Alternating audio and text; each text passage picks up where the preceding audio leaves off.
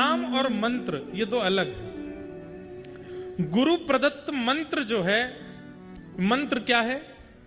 मंत्र परहेज है और नाम औषधि है। बहुत ध्यान से सुनिएगा। मंत्र परहेज है और नाम औषधि है।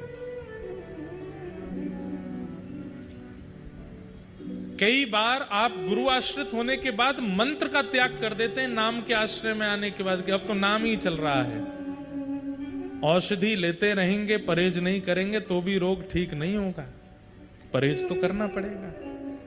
इसलिए गुरु प्रदत्त जो मंत्र होते हैं या फिर वैदिक परंपरा से आपको जो मंत्र प्राप्त हैं, जैसे कि ओम नमो भगवते वासुदेवाय द्वादशाक्षर मंत्र है, या गायत्री मंत्र है। गायत्री मंत्र माइक पर नहीं बोलते, ऊंचे स्वर में नहीं बोलते। या फिर हमारे श्री वैष्णव परंपरा में जो रामानुज परंपरा के यहां बैठे हैं उनको अष्टाक्षर मंत्र मिला है। कई लोगों को गोपाल मंत्र मिला है। ये मंत्र की विशेषता आपको जाननी पड़ेगी। वो परहेज है। नाम अलग करते रहिए, मंत्र का भी आश्रय लेते रहिए। मंत्र और नाम दोनों साथ में करेंगे तो परहेज औषधि दोनों होंगी, रोग नष्ट भी होगा और रोग नष्ट होते ही आपको स्वस्थता रूपी श्री कृष्ण की प्राप्ति हो जाएगी। नाम क्या है? भगवान का नाम परम सत्य है। वो नाम ही नामी को प्रकट कराता है, इसलिए उस नाम को ही हम परम सत्य कह करके उसको प्रणाम करते हैं। धर्म प्रोजित कैतवोत्र परमो निर्मत्सराणां सतां वैद्यं वास्तवमत्र वस्तु शिवदं तापत्रयोन्मूलनं श्रीमद्भागवते महामुनिकृते किं वा परैरेश्वर सद्यो हृद्यवरुध्यते त्रिकृतभिः शुश्रूषुभिस्तत्क्षणात्। 3 श्लोक हैं। पहला हमने बोल दिया, ये दूसरा है। तीनों श्लोक बहुत ध्यान से सुनने। ये तीनों मंगलाचरण है भागवत जी के। दूसरा श्लोक क्या कहता है? विषय, अधिकारी, संबंध और प्रयोजन। सबसे पहली बात, भागवत का विषय क्या है? विषय क्या है? जैसे आप कोई भी थेरेपी कराते हैं डॉक्टर के पास जाकर के, उसका एक आप पूछते हैं इसको कराने से होगा क्या? ऐसे ही भागवत सुनने से होगा क्या? उसका विषय क्या है? बहुत ध्यान से सुनिएगा। कई लोग सोचते हैं हमारे जीवन के सारे पाप नष्ट हो जाएंगे कथा सुनने से। कई लोग सोचते हैं पितरों को मुक्ति प्राप्त हो जाएगी कथा सुनने से। कई लोग कहते हैं हमारे रुके हुए काम बन जाएंगे कथा सुनने से। घर में सब पॉजिटिविटी हो जाएगी कथा सुनने से। ये सब होता ही है, पर मूल रूप से क्या होता है भागवत जी में लिखा है। धर्म प्रोजित कैतवोत्र परमो। बहुत ध्यान से सुनिए। परम धर्म की प्राप्ति। धर्म और परम धर्म ये दो बातें होती हैं। आप शरीर का चिंतन करके भोजन करते हो, शरीर का चिंतन करके स्नान करते हो, शरीर का चिंतन करके तैयार होते हो, शरीर का चिंतन करके घूमने जाते हो, डोलते हो, आदि आदि। जहां शरीर का चिंतन करके क्रियाएं की जाती हैं वो सब धर्म के अंतर्गत आ जाती हैं। थोड़ा वायलन कम कर लो भैया। वो सब धर्म के अंतर्गत आती हैं। मुझे सुबह 4 बजे उठना है, धर्म है। मॉर्निंग वॉक पे जाना है, धर्म है। अपने गुरु मंत्र का पाठ करना है, धर्म है। माता पिता को प्रणाम करना है, धर्म। नाश्ता करना धर्म है। दोपहर का प्रसाद पाना धर्म है। रात्रि का भोजन करना धर्म है। पत्नी के साथ निर्वहन करना, बच्चों का पालन करना, धन कमाना, व्यापार करना, ऑफिस जाना, जॉब करना, ये सब धर्म के अंतर्गत आता है। कई लोग कहते हैं हम मंदिर नहीं जा पाते, पर महाराज जी अपना कर्म बहुत ईमानदारी से करते हैं। चलेगा, धर्म है वो। लेकिन परम धर्म क्या है? बहुत ध्यान से सुनो। जिस दिन बैठे बैठे चिंतन होने लगे कि इस देह की भरपाई करते जा रहे हैं हम, जीवन निकल रहा है हमारा, पर इस देह के अंदर एक सूक्ष्म जीवात्मा है। वो जीवात्मा अपना कल्याण हमसे करवाना चाहता है, जो हम ही हैं। वास्तव में हम कौन है? वो आत्मा है जो इस शरीर के अंदर बैठी है। उस आत्मा का मुझे उद्धार करना है, उस जीवात्मा का मुझे कल्याण करना है। और इस विचारधारा से जब आप जीवन जीने लग जाएंगे तो वो परम धर्म कहलाएगा। समझ में आवे बात तो ही ताली बजाओ, नहीं तो नहीं बजानी है। सुनो, अभी सुन लो। अभी बाउंसर गई है, अभी देता हूं, अभी ऊपर से निकल गई है बात। आपके सामने अभी मन कर गया कि कचौड़ी खानी है मुझे। ये आत्मा ने नहीं बोला है, ये किसने बोला है? देह ने बोला है। देह कह रहा है कचौड़ी खानी। आप कचौड़ी खाने चले गए, खा के आहा आनंद आ गया, वाह क्या सब्जी थी, चटनी थी, आनंद आ गया, स्वाद मिल गया, बढ़िया मजे आ गए। ये देह का सुख है। मुझे इतने रुपए तो कमाने ही है, कोटा में एक बंगला बनाना है, ऐसा करना है, वैसा करना है, ये गाड़ी लेनी है। ये कौन सोच रहा है? ये देह सोच रहा है, आत्मा नहीं।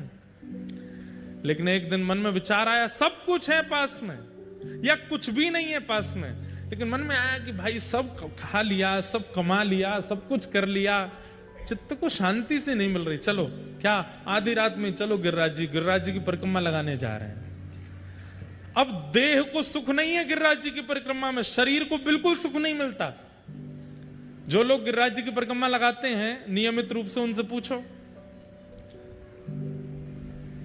जब प्रारंभ होती है तब बड़ा आनंद आता है, वाह चल रहे हैं महाराज, चलते चलते चलते चलते आधी हो जाती। भैया कितनी और बची है अभी तो भैया आधी भैया, अभी तो बड़ी परिक्रमा पूरी, अभी छोटी और है अभी, चलो छोटी में। हे गिरिराज धरण, हे गोवर्धन नाथ, हे हमारे श्री राधा रानी, जल्दी पूरी कराओ। अंतिम पड़ाव 3 किलोमीटर। हे भगवान, ये 3 के 300 मीटर क्यों नहीं हो गए? ये 3 किलोमीटर कितने भारी पड़ते। शरीर को सुख नहीं है परिक्रमा में। क्यों? क्योंकि शरीर को तो पीड़ा होती है, शरीर को तो छाले पड़ते हैं, शरीर तो थकता है, शरीर तो वहां परेशान होता है, शरीर की अनुकूलता नहीं होती परिक्रमा में। दौड़ते हारते जैसे तैसे, बस ये पहुंच गए, जैसे ही पहुंचे, जय हो हे गिरिराज बाबा, अब लंबे आमेंगे, 6 महीना बाद आमेंगे, अब तो है गई बस। क्यों? शरीर। लेकिन परिक्रमा पूरी होते ही एक अद्भुत सुख का अनुभव होता है। वो सुख शरीर को नहीं होता, शरीर तो पीड़ा में है, वो आत्मा को होता है। वही परम धर्म है, वो परम धर्म कहलाता है। चलो ये तो मैंने कहीं दूसरी बात बताई, एक प्रैक्टिकल बात बताता हूं। कथा में आना ये धर्म नहीं है। शरीर की अगर मानोगे तो शरीर क्या बोलेगा? अरे YouTube पे आ रही है लाइव, चल के जाओ, फिर वहां पर रजिस्ट्रेशन करवाओ, फिर पास मिलेगा, फिर उसके बाद बैठो। अच्छे ब्याज जी हैं, 2 बजे बुला लेते हैं, स्वयं 5 बजे आते हैं, वहां बैठे रहो चुपचाप। कभी भजन चल रहे हैं, कभी कुछ चल रहा है, कभी बैठे रहो। कभी कोई कहीं से उठ रहा है, कभी कोई कहीं से प्यास लगे तो फिर बाहर जाओ, फिर अंदर आने के लिए मगजमारी करो, हे भाई मेरी जगह पे तू कैसे बैठा। इतनी हड़कम। शरीर कहता जान दे सबको, यहीं बैठे रहो। ये रजिस्ट्रेशन पता है क्यों हो रहे हैं? जो वास्तव में शरीर धर्म में रहते होंगे वो आएंगे ही नहीं। मैं सोचेंगे कहा करना वहां जाके, यहीं घर पे ही सुन लेंगे, YouTube पे आ ही रही है कथा। लेकिन जिनके हृदय का परम धर्म बोलता है वो रह नहीं पाते। वो कहते भाई रजिस्ट्रेशन करवाना पड़ेगा, पास लेनी पड़ेगी, मगजमारी करनी पड़ेगी, 1 बजे जाके बैठना पड़ेगा, तभी आगे जगह मिलेगी। बैठेंगे लेकिन जाएंगे। 1 बजे से लेकर 6 बजे तक प्रतीक्षा करेंगे, 6:30 तक प्रतीक्षा करेंगे, 7:30 तक प्रतीक्षा करेंगे। किसके लिए? कि व्यासपीठ पर व्यास जी बैठ करके जब अपने शब्द सुनाने प्रारंभ करेंगे, क्या मिल रहा है आपको? कुछ भी तो नहीं। कोई कचौड़ी तो फेंकना रहो ऊपर से, रसगुल्ला तो लुटाना रहो। काय को बैठे हो इतने आराम से, इतने ध्यान से, इतने धैर्य पूर्वक, इतने आनंद में? जब मैं यहाँ प्रवेश करा मुझे जो डर लग रही थी, मैं 2-4 तो यूं गुर्रामेंगे। बढ़िया आए व्यास जी, इतनी देर लगा दी। हम पायलट से कहें मैंने जल्दी उड़ाए दो यार, वो महाराज जितनी स्पीड है उतनी तो चलूंगा मैं। लेकिन जब यहां आए तो सबके मुख पे ऐसी प्रसन्नता, धैर्य था। उससे पहले भले ही नहीं रही होगी, लेकिन आने के बाद तो आई। ये क्या है, किसके लिए? देह तो इतनी किसी की नहीं सुनता। मान लीजिए कि किसी एक्टर का कार्यक्रम होता, वो 5 घंटा लेट आता, लोग बाग पुतले जला देते बाहर जाके, हमने इसलिए बुलाया था कोटा। लेकिन आप सब लोग धैर्य पूर्वक बैठे, आनंद से बैठे, और सबके मुखमंडल देखो कितने प्रसन्न हैं। कईयों के बहुत जरूरी काम होंगे, कई झूठ बोल के आए होंगे, कई ऑटो में लटक के आए होंगे, कोई किसी से लिफ्ट लेके आया होगा। कैसे कैसे आए आप सब लोग? सबकी अपनी अपनी जिम्मेवारियां हैं, सबका अपना घर है, सबका अपना व्यापार है, पर सब छोड़ करके किसके लिए आए? देह के लिए तो नहीं आए, आत्मा के लिए। यही परम धर्म है। यहां पर आप देह चिंतन नहीं कर रहे हो, यहां पर आप आत्मचिंतन कर रहे हो।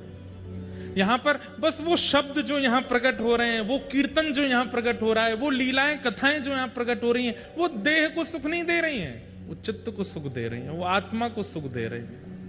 यही परम धर्म है। और भागवत जी का यही उद्देश्य है कि सुनने वाला व्यक्ति एक स्थिति में आकर के देह के अभिमान का त्याग करके अपने आत्मचिंतन का विचार करे और आत्मचिंतन की क्रियाओं में लग जाए, फिर वही करे जिससे आत्मा को सुख मिले। यही भागवत का मूल विषय है।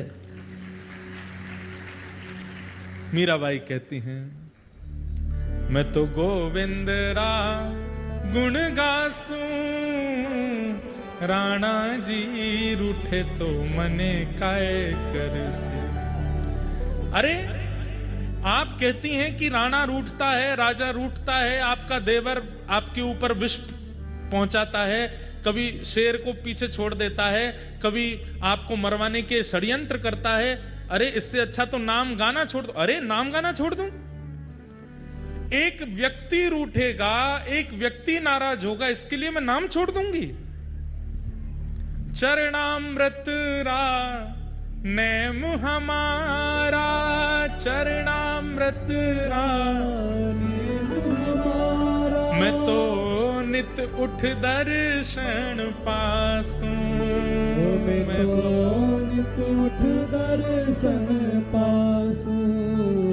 ओ राम नाम रा जहाज चला स्या, राम नाम रा जहाज चला, मैं तो भव सागर तर जासूं, मैं तो भव सागर तर जासूं। ये राणा कौन है जिसके लिए मीराबाई कह रही है? शरीर। अरे ये रोएगा, इसको दर्द होगा, ये चिल्लाएगा, ये भूख के मारे व्याकुल होगा, इसके लिए मैं कथा सुनना बंद कर दूं? इसके लिए मैं गिरिराज जी जाना बंद कर दूं? इसके लिए मैं सत्संग करना बंद कर दूं? अरे ये चाहे रोए, चाहे बिलके, चाहे इसका जो हो, मैं तो गोविंद रा गुण गासूं, राणा जी रूठे तो मने काय करसी, मैं तो गोविंद रा गुण गासूं, राणा जी रूठे तो मने काय करसी। इसे कहते हैं परम धर्म। जहां देह की चिंता नहीं करते आप, शरीर की चिंता नहीं करते, अपने आत्मा का चिंतन और उस आत्मा के कल्याण का चिंतन आपको व्याकुल करता है। चाहे वो संतों के दर्शन से हो, रसिकों की वाणी से हो, कीर्तन से हो, कथा से हो, परिक्रमा से हो, किसी भी स्थिति से हो। क्षमा कीजिएगा, अगर नाथ द्वारा जाने के पीछे उद्देश्य ये है कि कल मेरा एग्जाम है या 1 महीना बाद एग्जाम है, श्रीनाथ जी को प्रणाम कर आऊं, पास हो जाऊं, तो यहां पर भी आप देह सुख के लिए गए हो, आत्मा का नहीं है। वहां पर आप किसी संत के पास आशीर्वाद लेने जाते हैं कि सब जीवन में मंगल में हो जाए, ब्याह हमारा अच्छा हो, बालक हमारे पढ़े लिखे बढ़िया हो जाए, यहां पर भी देह सुख है, ये भी आत्म कल्याण नहीं है। वृंदावन हो, जगन्नाथपुरी हो, नाथद्वार हो, कहीं भी आप जाते हैं और वहां पर सूक्ष्म एक ये भाव आ जाता है आपके चित्त में कि मेरा ये काम बन जाए या ये हो जाए या ये हो जाए, वो सब देह सुख में आ जाता है, वो फिर आत्मकल्याण नहीं है। कोई आपसे पूछे श्रीनाथ जी क्यों जा रहे हो, बोले पता नहीं, बस मन कर रहा है देखने का, ये आत्मकल्याण है। बस श्रीनाथ जी को देखना है, अपने चित्त में विराजमान करना है, एक झलक उनकी दिख जाए बस, मैं उन्हें ना दिखूं वो मुझे दिख जाए बस। किस लिए? अपने चित्त को शांति देने के लिए, चित्त को सुख देने के लिए। वही परम धर्म है और भागवत जी का वही विषय है। आज सुबह जब मैं जा रहा था तो भक्तमाल जी पढ़ता हुआ जा रहा था, एक इतने सुंदर राजा की मैंने कथा पढ़ी उसमें। बंधु नित्य एक नियम बना लीजिए, जैसे कई आजकल के युवा नॉवेल्स पढ़ते हैं, बुक्स पढ़ते हैं, इंस्टाग्राम चलाते हैं, फेसबुक चलाते हैं। एक सदग्रंथ पास में रखा करो, उसमें से भले एक पेज पढ़ो जरूर, इतना सुख मिलेगा आपको, ऐसी ऊर्जा मिलेगी आपको, और इतना कुछ नया मिलता है कि बस आनंद आ जाता है। तो एक राजा की कथा पढ़ रहा था, जगन्नाथपुरी के एक राजा थे। कहते हैं कि नित्य जगन्नाथ महाप्रभु का महाप्रसाद उनके यहां आता था। ध्यान से सुनना, महाप्रसाद आता था और राजा जगन्नाथ जी से इतना प्रेम करते थे कि प्रेम से महाप्रसाद आते ही पहले दंडवत प्रणाम करते थे प्रसाद को और फिर उसको स्वीकार करते थे। बंधुओं, एक आपको हम नियम बता दें, चाहे एकादशी हो चाहे आपका कोई भी व्रत हो, किसी भी तीर्थ का यदि प्रसाद घर आता है तो प्रसाद के प्रति नियम कैसा होना चाहिए। मान लीजिए कि कोई प्रसाद लेके आया, कहीं का भी प्रसाद लेकर के जैसे ही आवे, सबसे पहले तो प्रसाद को प्रणाम करो, और प्रणाम करके तुरंत, चाहे आपके लाख करोड़ काम चल रहे हैं, सबसे पहले प्रसाद का डिब्बा खोल करके थोड़ा ही सही ले करके अपने मुख में डाल लीजिए। चाहे एकादशी है चाहे कुछ है, उसके प्रति अन्न बुद्धि मत रखो, उसको पाओ तुरंत। शास्त्रों में कहते हैं, आपने कहा अच्छा प्रसाद रख दीजिए थोड़ी देर में पाऊंगा, अगले क्षण प्राण निकल गए तो नहीं पा पाओगे, अगले क्षण का भरोसा है। जैसे ही प्रसाद दिखे तो दौड़ करके जाना चाहिए, बोले पहले पवा दो, कहीं मेरे प्राण निकल रहे हो, उससे पहले जगन्नाथ जी मेरे भीतर चले जाएं। प्रसाद का मतलब जिस तीर्थ का प्रसाद आया वो तीर्थ के ठाकुर जी ही आए हैं प्रसाद में बैठ के, उनको तुरंत स्वीकार करना चाहिए। चैतन्य महाप्रभु कहते हैं महाप्रसादे गोविंदे, जगन्नाथ महाप्रभु का जो भात प्रसाद है उसका एक एक तिनका जगन्नाथ जी का स्वरूप है।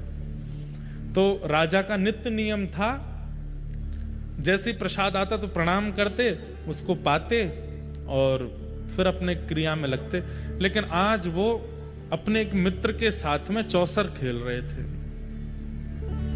और चौसर में ऐसी बाजी चल रही थी कि अब अगली बाजी में पता चल जाएगा कि राजा हार रहा है कि जीत रहा है। तो राजा को तो अपनी जीत प्यारी, तो पासा मल रहे थे, उसी समय महाप्रसाद आया।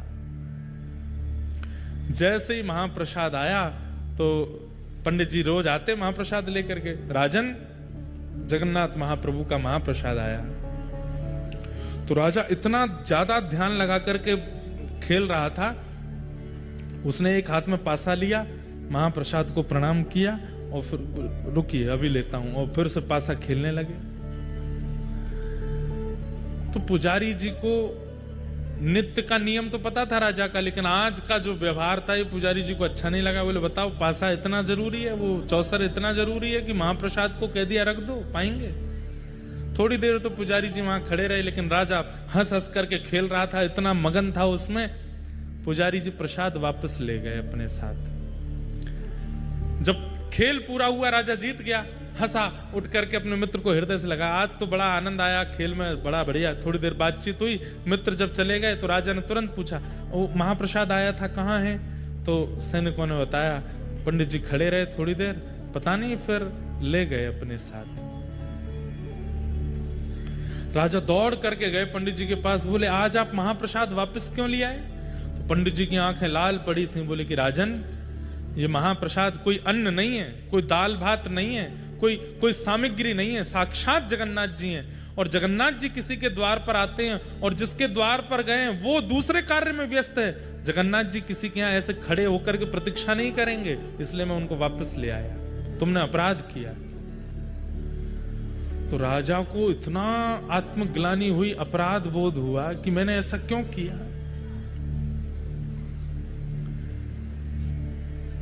तो राजा ने, अब 2-3 दिन हो गए, प्रसाद पावे नहीं, सोवे नहीं, उसको आत्मग्लानि हो रही है। ब्राह्मणों की कुछ टोली अपने यहां बुलाई और आज सुबह ही मैंने ये कथा पढ़ी, इसलिए सुना रहा हूं। तो सब ब्राह्मणों से पूछे, अगर कोई व्यक्ति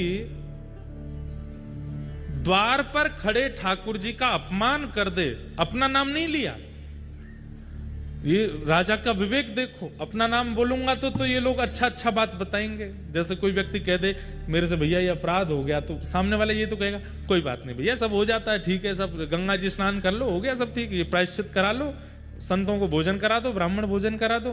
तो राजा बोला अगर मैं कहूंगा कि मैंने अपराध किया तो ये सारे मेरे को कोई ना कोई युक्ति बताएंगे, अपने लिए ना पूछ करके किसी अन्य के लिए पूछता हूं। तो राजा ने कहा अगर किसी के द्वार पर भगवान आए हों और जिसके द्वार पर आए वो व्यक्ति ठाकुर जी का अपराध कर दे, अपमान कर दे, तो उसका दंड क्या होना चाहिए, हमें उसको क्या दंड देना चाहिए, ये बता दीजिए।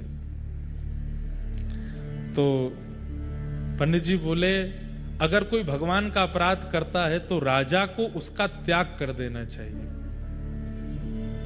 चाहे वो प्रजा में से हो, चाहे परिवार में से हो, कोई भी हो, ठाकुर जी का अपराध करने वाले को राजा को एक ही दंड देना चाहिए, क्या, उसका त्याग करो।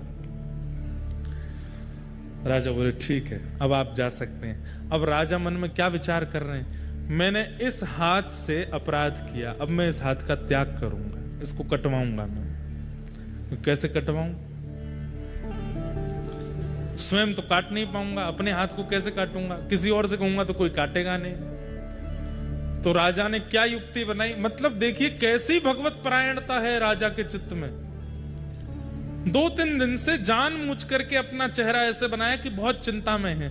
मंत्री जी ने 3 दिन बाद बड़े संकोच में पूछा, राजन आप बहुत चिंतित दिखते हैं, क्या बात है। तो राजा ने कहा मंत्री जी मैं तुम्हें बता रहा हूं, तुम किसी को मत बताना। बोले हाँ बताओ। रात में एक प्रेत मेरे कक्ष में आता है और उसका रूप स्वरूप नहीं दिखता, तो वो हल्ला करता है और खिड़की में से केवल अपना हाथ मुझे दिखाता है और उसको देख करके मैं बहुत चिंतित होता हूं, भयभीत होता हूं, सामने आता नहीं है, उसकी मुझे बड़ी चिंता हो रही है, वो क्या करना चाह रहा है मैं समझ नहीं पा रहा। मंत्री बोले आप इतनी सी बात, आप चिंता मत करिए। बोले तो हमारी कुल देवी हैं, उनका खड़ग मैं लेकर के आऊंगा, उस खड़ग की नित्य पूजा होती है और उस खड़ग को लेकर के मैं आपके कक्ष में सो जाऊंगा। आज रात में जैसे ही वो प्रेत अपना हाथ दिखाएगा मैं उसका हाथ काट दूंगा। राजा बोले हाँ ठीक है, तुम ये काम कर देना। मंत्री जी नीचे सो गए। राजा चुपचाप उठ करके गए, बाहर जाकर के खिड़की में से हल्ला करके जैसे ही अपना हाथ अंदर किया, मंत्री जी ने खड़ग उठा करके हाथ काट दिया। रक्त की पिचकारी निकलने लगी, लेकिन राजा तो प्रेमाश्रुओं से रो रहा था, आनंद कर रहा था। मंत्री जी ने उठ करके देखा, बोले अरे ये कोई प्रेत नहीं, ये तो हमारे राजा साहब हैं। चरणों में गिर गया, बोले भगवान आपने ऐसा क्यों किया। तो बोले इस हाथ ने ठाकुर जी के प्रसाद का अपराध किया, इस हाथ का मैं कैसे अपने पास रख सकता हूं, इसलिए इसका त्याग करना था, इसलिए मैंने कटवा दिया। महाप्रभु जगन्नाथ मंदिर में खड़े खड़े व्याकुल हो गए राजा की इस दशा पर। तुरंत अपने पुजारी जी को कहा कि सुनो, अभी इसी वक्त उस राजा को लेकर के आओ। राजा के पास गए तो हाथ कटा हुआ है, मल्लम पट्टी लगा रखी थी। मंदिर बोले ठाकुर जी ने स्वप्नादेश किया है, आपको बुलाया मंदिर में। ठाकुर जी के सामने गए तो महाप्रभु जगन्नाथ जी अपनी ब्रह्म वेदी पर ऐसे झूम रहे थे। राजा बोले नाथ आज मुझे लगता है कि मेरी सेवा पूर्ण हो गई। बोले क्यों। जैसे मेरे महाप्रभु के हाथ हैं, आज मेरा हाथ भी वैसा ही हो गया है। आपकी भुजा नहीं है, मेरी भी भुजा नहीं है, मैं भी वैसा ही हो गया हूं। लेकिन नाथ मैं आपको प्रणाम करता हूं। जैसे ही ठाकुर जी के सामने दंडवत किया, राजा का वह हाथ पुनः प्रकट हो गया। ठाकुर जी बोले, मैं तुमसे बहुत प्रसन्न हूं, तुम्हारी इस भगवत परायणता पर मैं इतना प्रसन्न हूं, आज के बाद ऐसा कुछ मत करना, क्योंकि तुम्हारे चित्त में जो प्रेम मेरे प्रति है वो अद्भुत है। देह का चिंतन यदि व्यक्ति करता है तो धर्माधिकारी माना जा सकता है, लेकिन जब व्यक्ति अपने चित्त का चिंतन करता है और वो चित्त के कल्याण की भावना में सदा लगा रहता है, वही व्यक्ति परम धर्माधिकारी माना जाता है। और श्रीमद् भागवत यही करती है कि धर्म से उठा करके अब परम धर्म की ओर ले जाती है।